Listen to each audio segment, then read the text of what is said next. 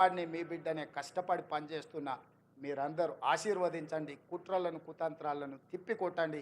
ఈ రైతు పండుగ దాదాపుగా 150 కేంద్రాలు పెట్టి వ్యవసాయం సాంకేతికంగా ఎంత అభివృద్ధి చెందిందో ఆశ్చర్యం గొలిపే విధంగా 3 రోజుల నుంచి మంత్రి తుమ్మల నాగేశ్వరరావు గారు సంబంధిత అధికారులు ఈరోజు ఈ కార్యక్రమాన్ని అంతా కూడా పాలమూరు జిల్లాకు తరలొచ్చింది.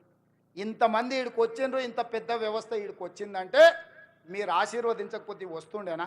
కేసీఆర్ ఉన్నప్పుడు ఎప్పుడన్నా వచ్చినాయా మనకి ఇట్లాంటి అవకాశాలు? ఎప్పుడన్నా వచ్చినాయా? ముఖ్యమంత్రిని దగ్గరికి వెళ్ళి మనం చూసినామా? అన్నా అని ఎప్పుడన్నా పిలిచిర్రా? ఎప్పుడన్నా రేవంత్ అన్న ఎట్లున్నామని అడిగే అవకాశం చంద్రశేఖరరావు ఇచ్చిండా? ఆయన ఎక్కడుండేనో ఎట్లుండేనో మనకు తెలియదు.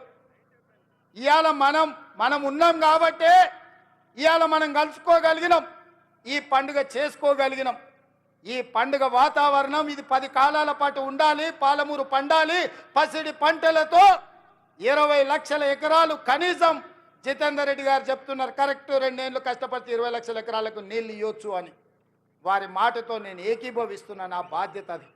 వెనక్కి మళ్ళీ చూడని 20 లక్షల ఎకరాలకు పాలమూరు జిల్లాలో నీళ్లు పారించే వరకు గ్రీన్ ఛానల్లో నిధులు విడుదల చేయించి సాగునీటి పారుదల శాఖ మంత్రి మీకు తెలుసు కదా ఉత్తమ్ కుమార్ రెడ్డి గారు, ఆయన ఏ ఊరు అల్లుడో తెలుసా?